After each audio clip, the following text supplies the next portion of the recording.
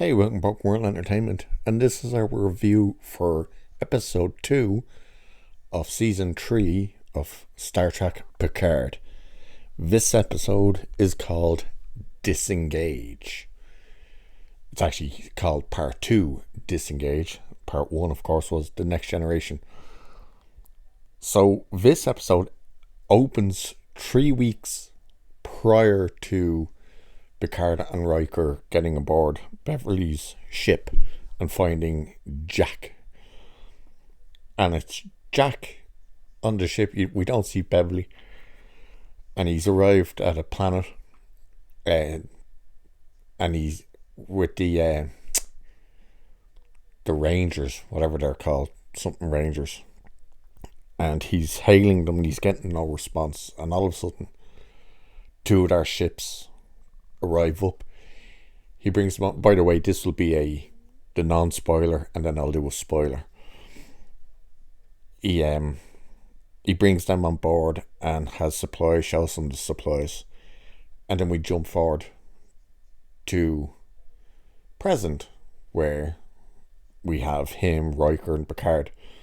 So this episode basically revolves around the story of Jack. Who is Jack? This new Jack Crusher.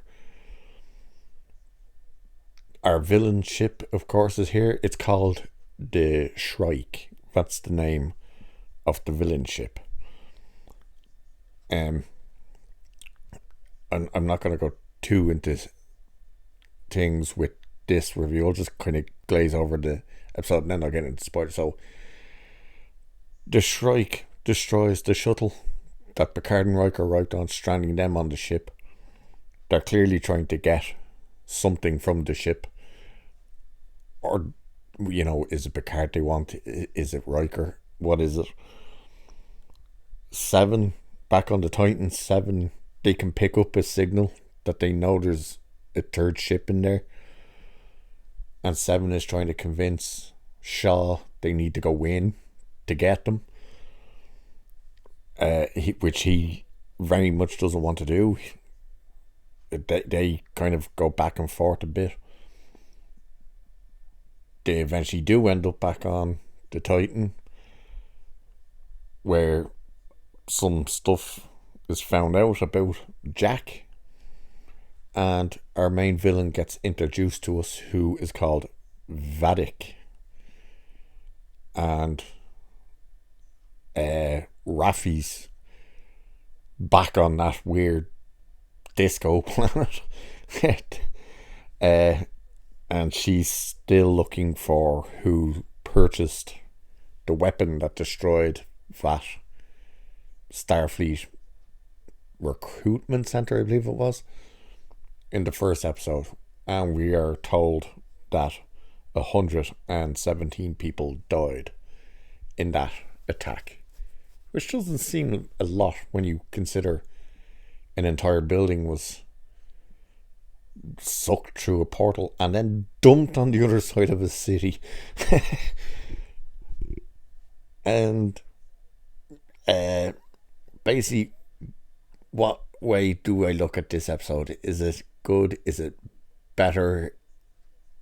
How do I feel? I don't think this episode is as good as the first one. All the stuff on the Titan and around Picard and Riker and stuff, that's good. That's enjoyable.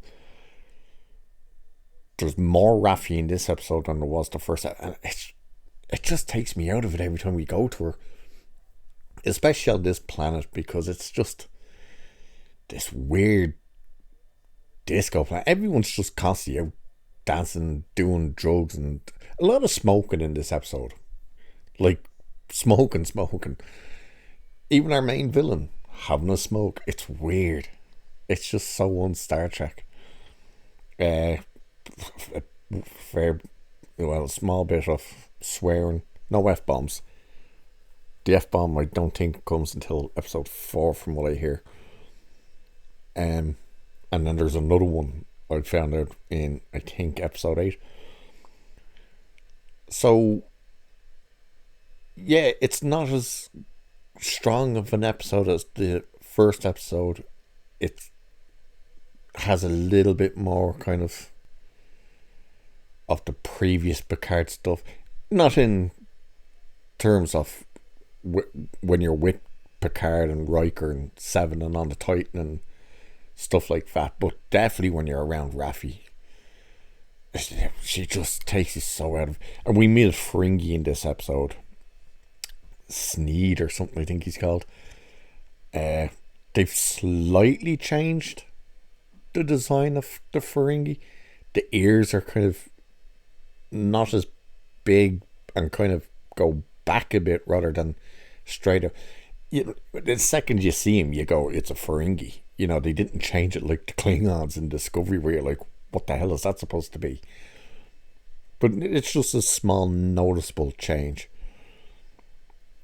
So not as good as the first episode. Ends on a bit of a cliffhanger. Definitely makes you want to come back for the second episode. And as I said, everything with Picard and stuff, fine. Stuff with Raffi, not so fine. So this episode I'd probably give a 6.5 out of 10.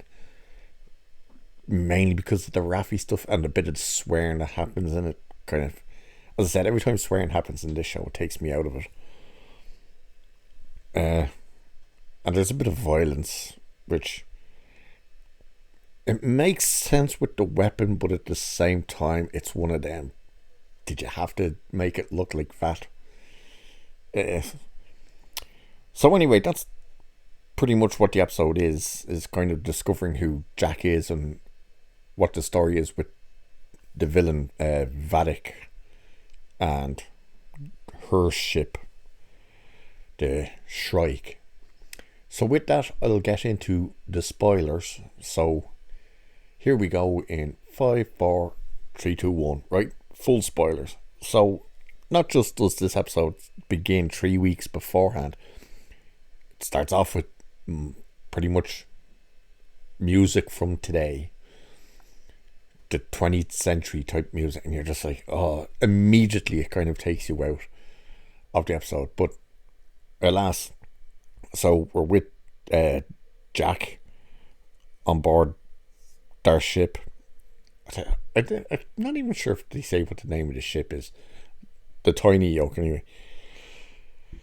So the Rangers guys show up and he's showing them, look, it's only medical supplies, that's all I got. The guy opens up one box and it's a bottle of Romulan ale, and he goes, is this meant to be to bribe us? And he goes, no, that's for sanitization and stuff. He goes, it's great. He goes, if I was going to bribe you, I'd use this box.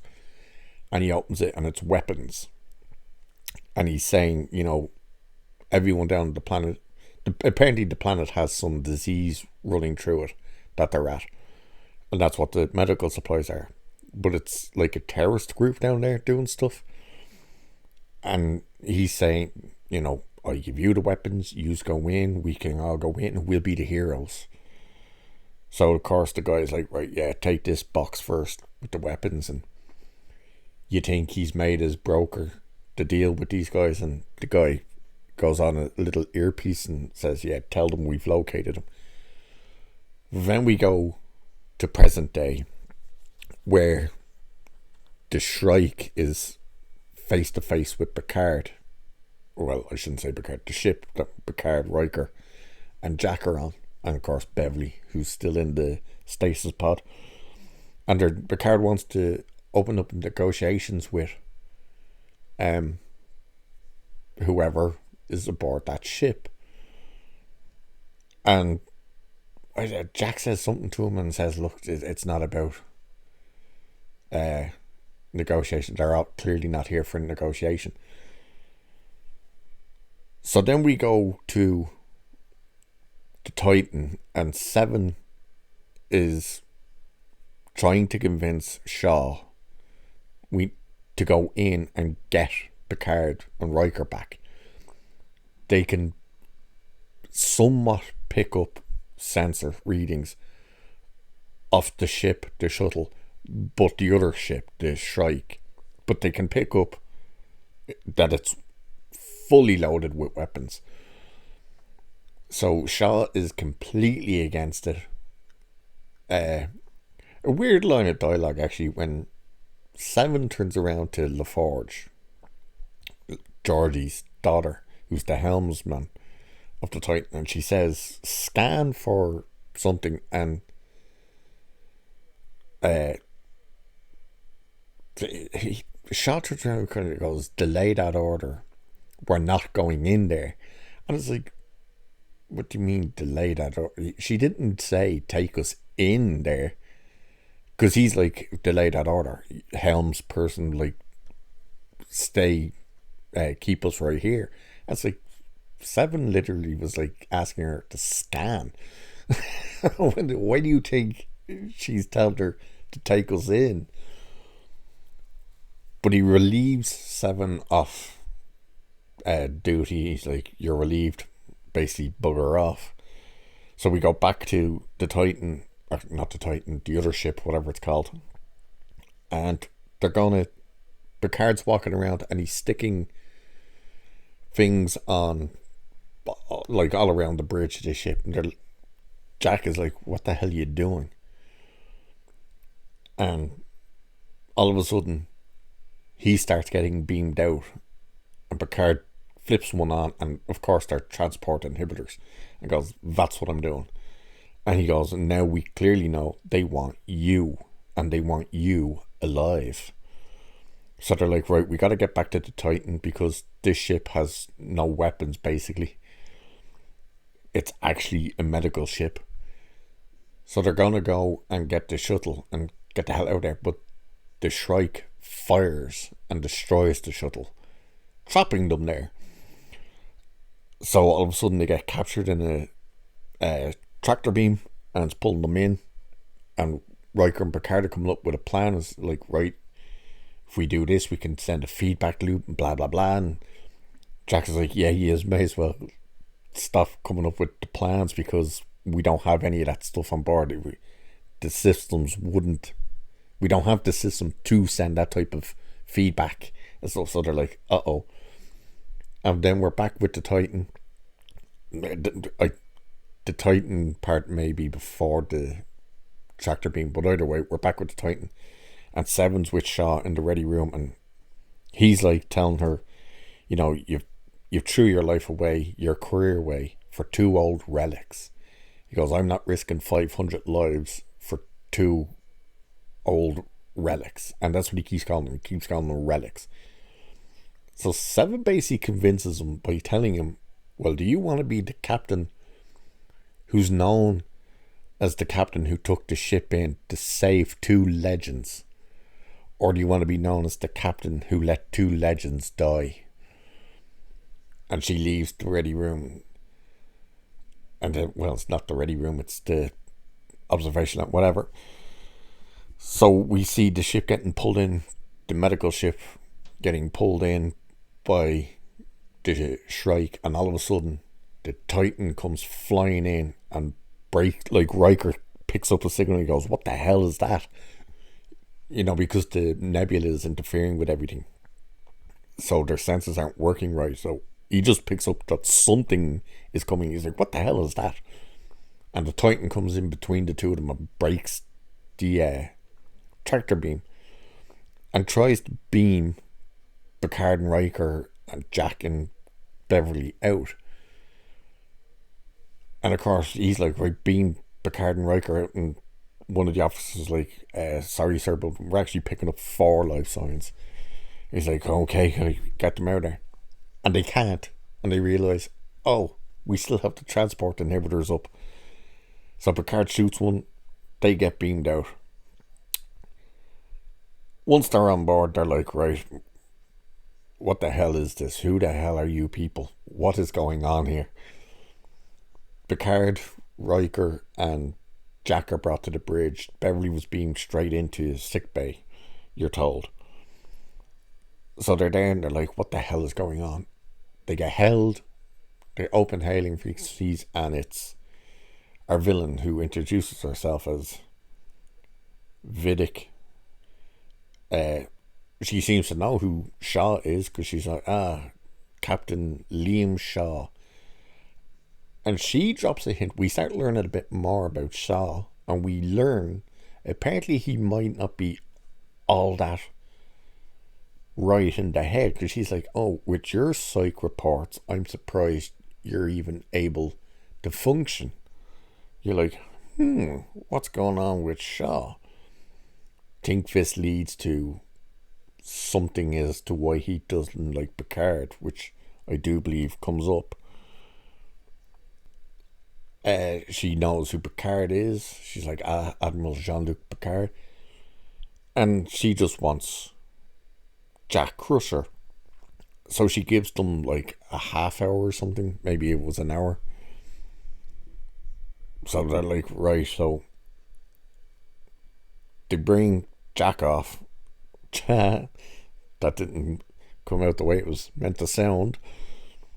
But they take Jack away. And Picard, Riker, Seven, and Shaw kind of all have this discussion as, right, what do we know? What the hell is going on? And of course, they were told by Vadic to scan the ship so they know what they're up against. And one of the, I'm assuming he's the security chief, is just reading out like a list of weapons, including something in the cargo hold or something of the ship that's unidentifiable. It's not even known. And so Shaw basically wants to just give Jack up. He's like, yeah, let's just give him to her and get the hell out of here, because we're outside of Federation space.